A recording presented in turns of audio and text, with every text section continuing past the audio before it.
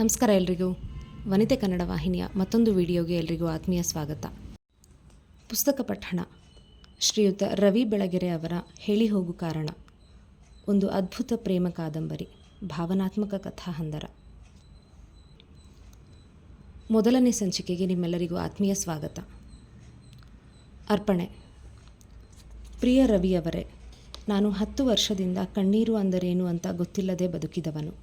ಆದರೆ ಹೇಳಿ ಹೋಗು ಕಾರಣ ಧಾರಾವಾಹಿಯ ಪ್ರಾರ್ಥನಾಳ ಪಾತ್ರ ಪಡೆದ ತಿರುವಿನಿಂದ ಯಾಕೋ ಗಳಗಳನೆ ಹತ್ತುಬಿಟ್ಟೆ.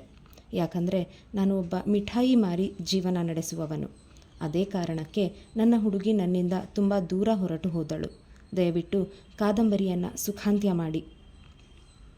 ಇದನ್ನು ಬರೆದವರು ಮಹೇಶ್ ಲಕ್ಷ್ಮೇಶ್ವರ, ಹುಬ್ಬಳ್ಳಿ.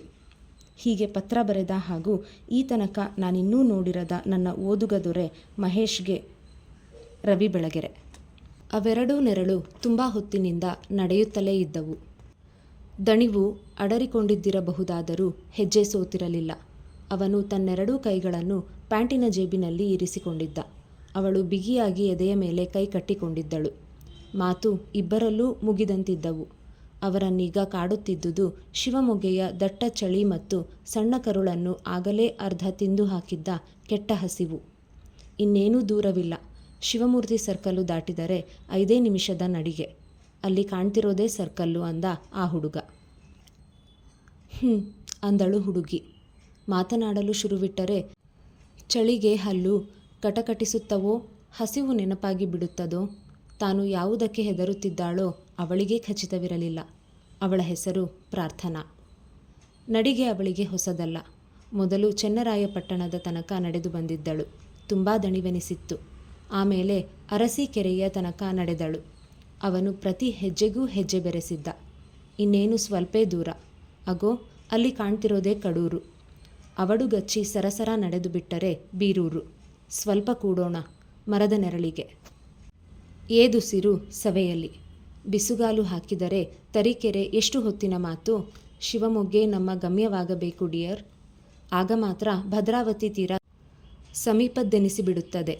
ಹಾಗಂತ ಅವನು ಹುರಿದುಂಬಿಸುತ್ತಲೇ ಇದ್ದ. ಶಿವಮೂರ್ತಿ ಸರ್ಕಲ್ಲು ಕಣ್ಣೆದುರಿಗಿತ್ತು. ಅವನ ಹೆಸರು ಹಿಮವಂತ್. ಇಷ್ಟು ಹೊತ್ತಿಗಾಗಲೇ ಮನೆಯಲ್ಲಿ ತನ್ನನ್ನು ಹುಡುಕುವುದು ವ್ಯರ್ಥವೆನ್ನಿಸಿ ಸುಮ್ಮನಾಗಿರುತ್ತಾರೆ. ಮಧ್ಯರಾತ್ರಿ ಮುಗಿಯುತ್ತಾ ಬಂದಿದೆ. ಅಂಗಳದಾಚೆಗಿನ ಕೊಟ್ಟಿಗೆಯಲ್ಲಿ ದನ ಮೆಲುಕು ಹಾಕುವುದಕ್ಕೂ ರಜೆ ಹೇಳಿ ಮಲಗಿರುತ್ತದೆ. ಮನೆಯೊಳಗಿನ ಒಳಮನೆಯ ಕಂಬಕ್ಕೆ ಅಮ್ಮ ಆತು ಕುಳಿತೇ ನಿದ್ದೆ ಹೋಗಿರುತ್ತಾಳೆ. ಅಪ್ಪ ಎಲ್ಲಿದ್ದಾನೋ. ಅಟ್ಟದ ಮೇಲೆ ಅಣ್ಣ ಅತ್ತಿಗೆ ಮಲಗಿರುತ್ತಾರೆ. ಪಕ್ಕದ ತೊಟ್ಟಿಲಲ್ಲಿ ಮಗು ಕೊಸಕೊಸ. ತಾನು ಮನೆ ಬಿಟ್ಟು ಬಂದು ಎಷ್ಟು ದಿನಗಳಾದವು? 5-6 ವಾರ ಕೂಡ ಮರೆತು ಹೋಗಿದೆ.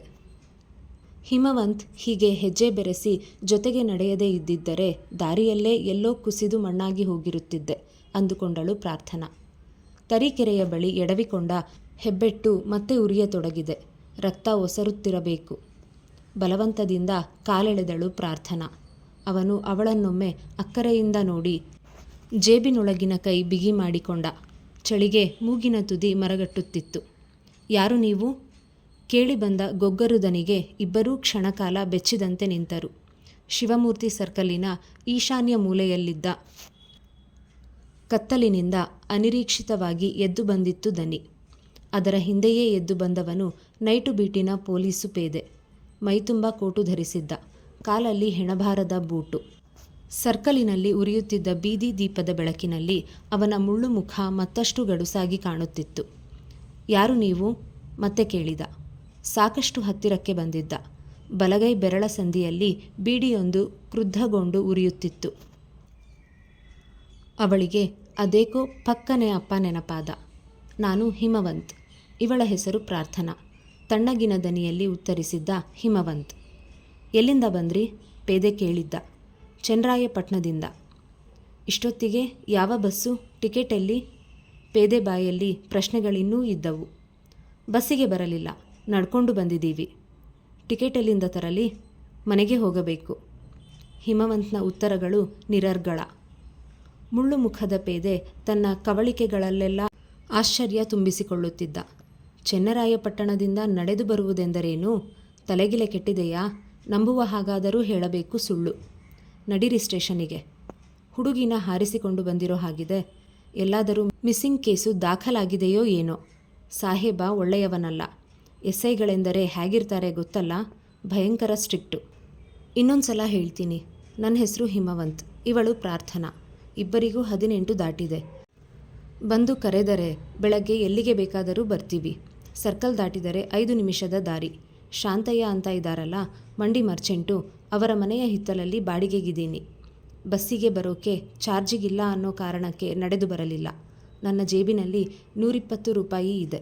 ಹಿಮವಂತ್ ಮತ್ತೇನೋ ಹೇಳಲಿದ್ದ. ಮತ್ಯಾಕೆ ನಡ್ಕೊಂಡು ಬಂದ್ರಿ? ಗಪ್ಪನೆ ಬಾಯಿ ಹಾಕಿದ ಪೇದೆ. ನಾವು ಜೀವನ ಪರ್ಯಂತ ಒಟ್ಟಿಗೆ ಹೆಜ್ಜೆ ಹಾಕಬೇಕು. ಶಿವಮೊಗ್ಗದ ತನಕನಾದರೂ ಅವಡುಗಚ್ಚಿಕೊಂಡು ನಡಿತೀವೋ ಇಲ್ವೋ ನೋಡೋಣ ಅಂತ. ಇನ್ನು ಬಾಕಿ ಇರೋದು 5 ನಿಮಿಷದ ನಡಿಗೆ. ಅವಳ ಹೆಬ್ಬೆರಳು ಒಡೆದು ಹೋಗಿದೆ. ನನಗೆ ಜ್ವರ. ನೀವು ಏನೇ ಮಾಡಿದರೂ ಇವತ್ತು ಮನೆ ತಲುಪಲೇಬೇಕು. ತಡಿಬೇಡಿ ನಮ್ಮನ್ನು. ನನ್ನ ಮನೆ ಅಂಗಳದಲ್ಲಿ ನಿಂತು ನಾಳೆ ಸೂರ್ಯೋದಯ ನೋಡ್ತೀವಿ. ಈಗ ಮಾತ್ರ ಹಿಮವಂತನ ದನಿಯಲ್ಲಿ ಸಣ್ಣದೊಂದು ಉದ್ವೇಗವಿತ್ತು. ಪೇದೆ ನಿಬ್ಬೆರಗಾಗಿದ್ದ. ಅವನ ಸರ್ವೀಸಿನಲ್ಲೇ ಯಾವತ್ತೂ ಇಂಥ ಮಾತುಗಳನ್ನು ಕೇಳಿರಲಿಲ್ಲ. ಹುಡುಗನ ಮುಖವನ್ನೇ ಬೀದಿ ದೀಪದ ಬೆಳಕಿನಲ್ಲಿ ದಿಟ್ಟಿಸಿದ. ಜ್ವರ ಇದ್ದಿತೇನೋ? ಕಣ್ಣು ಮಾತ್ರ ಜಾಜ್ವಲ್ಯಮಾನವಾಗಿ ಉರಿಯುತ್ತಿದ್ದವು. ಹಿಮವಂತ ಅನ್ನೋ ಹೆಸರೇ ವಿಚಿತ್ರವಾಗಿದೆ. ಮೊದಲೇ ಗೊತ್ತಿದ್ದಿದ್ದರೆ 7 ವರ್ಷಗಳ ಹಿಂದೆ ಹುಟ್ಟಿದ ಕೊನೆಯ ಮಗುವಿಗೆ ಈ ಹೆಸರಿಡಬಹುದಾಗಿತ್ತು. ಅಲ್ಲಿಯ ತನಕ ಅದು ಕಾಯಲೇ ಇಲ್ಲ. 13ನೆಯ ದಿನದಂದು ಸತ್ತು ಹೋಗಿತ್ತು. ಅದಕ್ಕೂ ಜ್ವರವೇ ಅಲ್ಲವೇ ಬಂದದ್ದು? ಪ್ರಾರ್ಥನಾಳ ಕಾಲು ನೋಡಿದ. ಹೆಬ್ಬೆರಳು ಒಡೆದು ನೆತ್ತರು 2ನೇ ಬೆರಳಿಗೂ ಹರಡಿತ್ತು. ಅವನಿಗಿಂತ ಹೆಚ್ಚು ದಣಿದಿದ್ದಾಳೆ. ಪ್ರೇಮಿಗಳಿರಬೇಕು. ಯಾರ ಮನೆಯ ಮಗಳೋ? ಇಂದು ಮಧ್ಯರಾತ್ರಿ ಹೀಗೆ ಸಿಗುವ ಕೇಸೇ ಅಲ್ಲ. ತನ್ನ ಮಗಳು ಹೆಚ್ಚು ಕಡಿಮೆ ಇದೇ ವಯಸ್ಸಿನವಳಲ್ಲವೇ? ಮಿಸ್ಸಿಂಗ್ ಕೇಸು ಕೂಡ ಕೊಟ್ಟಿರಲಿಲ್ಲ ತಾನು. ಅವಳು ಓಡಿ ಹೋದ ದಿನ ಕೋಣೆಯ ಬಾಗಿಲು ಹಾಕಿಕೊಂಡು ಒಬ್ಬನೇ ತುಂಬ ಹೊತ್ತು ಅತ್ತಿದ್ದ. ಹಿಂತಿರುಗಿ ಬಂದಾಗ ಅವಳು ಹೊಟ್ಟೆ ತುಂಬ ಬಸುರಿ. ಅಬ್ಬಾಜಾನ್ ಅಂತ ತನ್ನನ್ನು ತಬ್ಬಿಕೊಂಡು ಎದೆಯಗಲಕ್ಕೂ ಅತ್ತಿದ್ದಳು. ಅವಳ ಮೇಲಿನ ಮುನಿಸೆಲ್ಲ ಮರೆತು ಬೇಟಿ ಬೇಟಿ ಮೇರೆ ಪ್ಯಾರಿ ಬಚ್ಚಿ ಅಂತ ಮೈದಡವಿ ಸಮಾಧಾನ ಹೇಳಿರಲಿಲ್ಲವೇ? ಈಗ ಹೆರಿಗೆಯಾಗಿದೆ. ಅವನೂ ಬಂದು ಹೋಗುತ್ತಾನೆ. ಓಡಿಸಿಕೊಂಡು ಹೋದರೇನಂತೆ, ಚೆನ್ನಾಗೇ ನೋಡಿಕೊಳ್ಳುತ್ತಾನೆ. ಅದೇನೇ ಇರಲಿ, ಚೆನ್ನರಾಯಪಟ್ಟಣದಿಂದ ನಡೆಸಿಕೊಂಡು ಬಂದೆ ಅಂತಾನಲ್ಲ, ಇವನಿಗೇನು ಹುಚ್ಚಾ? ಪ್ರೀತಿಗೊಂದು ಶಕ್ತಿ ಇರುತ್ತೆ. ಅದನ್ನು ಪರೀಕ್ಷಿಸಿಕೊಳ್ಳೋದು ಹುಚ್ಚೇ ಆದರೆ ನಮ್ಮಿಬ್ಬರಿಗೂ ಹುಚ್ಚು ಅಂತಲೇ ತಿಳ್ಕೊಳ್ಳಿ. ವಿಪರೀತ ಚಳಿ. ನಾವು ಮನೆಗೆ ಹೋಗ್ತೀವಿ ಅಂದುಬಿಟ್ಟ ಹಿಮವಂತ್. ಹೋಗು ಮಾರಾಯ, ಏನು ಪ್ರೀತಿನೋ ಎಂಥ ಶಕ್ತಿನೋ. ಸರಹೊತ್ನಲ್ಲಿ ಹೆಣ್ಣ ಮಗುನ ನಡೆಸಿಕೊಂಡು ಕರ್ಕೊಂಬಂದಿದೀಯಲ್ಲ, ತಲೆ ಸರಿಯಿಲ್ಲ ನಿಂಗೆ. ಪೇದೆ ವಟಗುಟ್ಟುವ ದನಿಯಲ್ಲಿ ಸ್ವಗತಕ್ಕೆ ಬಿದ್ದ. ಕೈಲಿದ್ದ ಬೀಡಿ ಅಲ್ಲೇ ಆರಿತ್ತು. ಅವರಿಬ್ಬರೂ ಅವನನ್ನು ದಾಟಿಕೊಂಡು ನಡೆದು ಹೋದರು. ಅವನು ಅದೇಕೋ ಒಟಗುಟ್ಟುತ್ತಲೇ ಇದ್ದ. ಆರಿದ ಬೀಡಿಗೆ ಬೆಂಕಿ ಕೊಟ್ಟ. ಅವನ ಹೆಸರು ರಜೂಲ್ ಜಮಾದಾರ. ಮುಂದೊಂದು ದಿನ ಅದೇ ಶಿವಮೂರ್ತಿ ಸರ್ಕಲಿನಿಂದ ಹೊರಟ 3 ಜನರ ಬದುಕು ತಮ್ಮನ್ನು ಯಾರೂ ಊಹಿಸಲಾಗದ ಗಮ್ಯಗಳಿಗೆ ತಲುಪಿಸಲಿದೆಯೆಂದೂ ತಾವು 3 ಜನ ತಮ್ಮದೇ ಆದ ವಿಲಕ್ಷಣ ಪಾತ್ರಗಳನ್ನು ನಿಭಾಯಿಸಲಿದ್ದಾರೆಂದೂ ಆ 3 ಪೈಕಿ ಯಾರೊಬ್ಬರಿಗೂ ಆ ಕ್ಷಣಕ್ಕೆ ಅನ್ನಿಸಿರಲಿಲ್ಲ. ರಾತ್ರಿಯ 3ನೆಯ ಜಾವ ಹಾಗೇ ಆರಂಭವಾಗಿತ್ತು. ಇಲ್ಲಿಗೆ ಈ ಸಂಚಿಕೆ ಪೂರ್ಣ. ಈಗ ಇಂದಿನ ಕಿವಿಮಾತು. ಬದುಕು ಅನ್ನೋದು ಅಷ್ಟು ಸುಲಭವಲ್ಲ. ಇಲ್ಲಿ ಸೋಲದೇ ಗೆದ್ದವರಿಲ್ಲ, ಅಳದೆ ನಕ್ಕವರಿಲ್ಲ. ಕಷ್ಟಗಳು ಬಂದಾಗ ಕುಗ್ಗದೆ, ಸುಖ ಬಂದಾಗ ಹಿಗ್ಗದೆ ಬಾಳುವುದೇ ನಿಜವಾದ ಸಾಧನೆ. ಧನ್ಯವಾದ.